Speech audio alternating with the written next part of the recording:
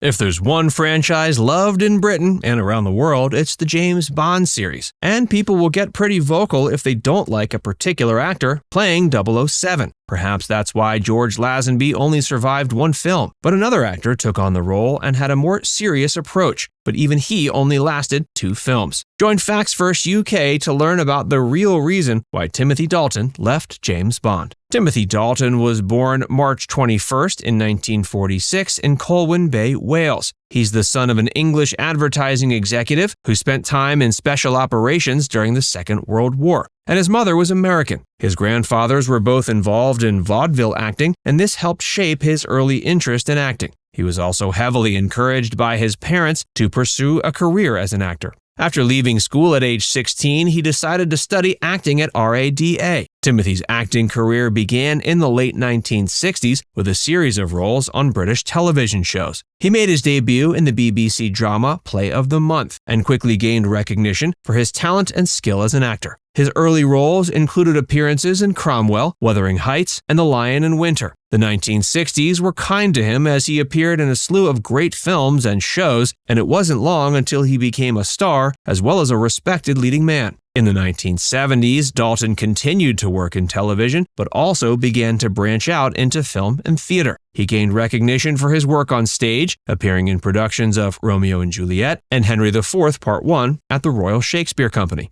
In the 1980s, Dalton's film career gained momentum, and he began to take more prominent roles. He played Prince Baron in the 1980 cult classic Flash Gordon, and it seemed his career was just going from strength to strength. A mention should be made of some of his other successful films and movies during this era. These included Agatha, Antony and Cleopatra, Hawks, and Channel Solitaire. His TV work included roles such as Centennial, Charlie's Angels, The Master of Ballantrae, Minstrel's Daughter, and Sins. But of course, his stardom really made an impact when he was cast as James Bond in the 1987 film The Living Daylights. Timothy Dalton as James Bond. When Timothy Dalton took on the role of James Bond in 1987's The Living Daylights, he brought a darker, grittier edge to the character that had been missing in the previous films. He continued this approach in his second and final Bond film, 1989's License to Kill. Both films were received with mixed reviews upon release, but have since gained a cult following among Bond fans. While he's not seen as one of the best Bonds, he's certainly not seen as the worst, and his work is appreciated. But it's getting more appreciated today than in the past. The Living Daylights sees Bond on a mission to protect a Russian defector with the help of a beautiful cellist played by Miriam Diabo. The film is notable for its thrilling action sequences, including a gripping opening scene that sees Bond parachuting from a plane onto a moving truck. Dalton's performance is intense and brooding, with a sense of vulnerability that makes him a more complex character than previous Bond actors. License to Kill takes Bond in a different direction, with a revenge plot that sees him seeking vengeance against a villain who attacks his friend Felix Leiter, whom we had seen in many Bond films before and became attached to as a character.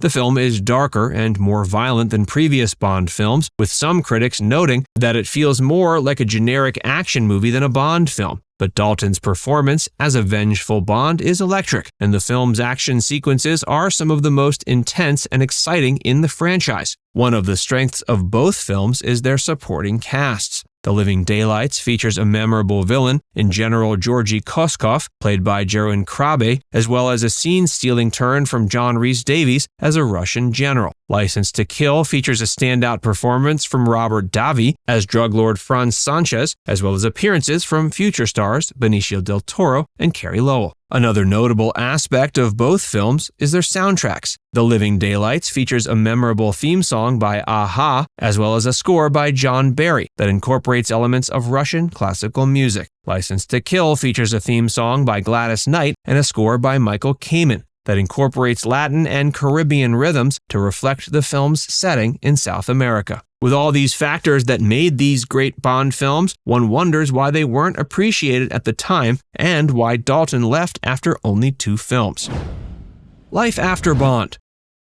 After Timothy Dalton's 2-film stint as Bond, he continued to work steadily in film, television, and on stage. He became known for his versatility as an actor, taking on a range of roles that showcased his dramatic range and skill. One of Dalton's most memorable post-Bond performances came in the 1994 film The Beautician and the Beast, in which he starred opposite Fran Drescher. The film was a romantic comedy where Drescher played a New York City hairstylist who becomes the tutor for the children of a dictatorial Eastern European dictator played by Dalton. The film was a commercial success, and Dalton's performance as the gruff and unyielding dictator was praised by critics. It was a departure from Bond, but it showed audiences that Dalton couldn't be boxed into a role. He also appeared in a number of notable television shows in the years following his Bond films. He had a recurring role on the British series Penny Dreadful in 2016. He also became known for playing Mr. Pricklepants in the Toy Story films. He played Peter Townsend in one episode of The Crown and Donald Whitfield in 4 episodes of the show 1923. He's in his 70s now and as busy as ever. Something tells us we'll see more films and TV shows from him in the coming years. One of his most recent roles was the greatly appreciated Chief in the DC Comics superhero film Doom Patrol in 2019. The character was a recurring villain in the show's first season, and Dalton's performance was praised by critics for his ability to bring nuance and depth to a character who could easily have been one-dimensional. As you can see, he's had many successes outside of the Bond franchise, but for some fans, Dalton's portrayal of James Bond remains a defining moment in his career.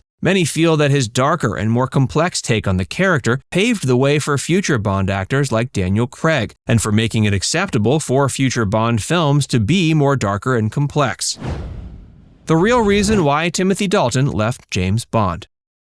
When it comes to James Bond actors, Dalton is often overlooked in favor of more popular or iconic performers like Sean Connery, Roger Moore, or Daniel Craig. While these films are appreciated today, they were among the least financially successful Bond films ever. They were successful but not majorly successful when released. It was possible for him to appear in a third Bond film, but there had been a legal dispute with the franchise that caused the delay of production. Eventually, Timothy Dalton moved on to other projects, and Pierce Brosnan was chosen as the next James Bond. In hindsight, Dalton stated he didn't particularly care for the role and didn't enjoy it as much as he thought he would. But as time has passed, fans have gained a greater appreciation for Dalton and for the 2 Bond films he starred in. He's always gotten recognition as a great actor, but now he's also gotten his appreciation as one of the great James Bond actors. Nevertheless, the fact remains Dalton is a talented and versatile actor and one of the best British actors of all time. Now it's time to hear from you. What do you think about Timothy Dalton's portrayal of James Bond? Who was your favorite James Bond? Let us know in the comments section below.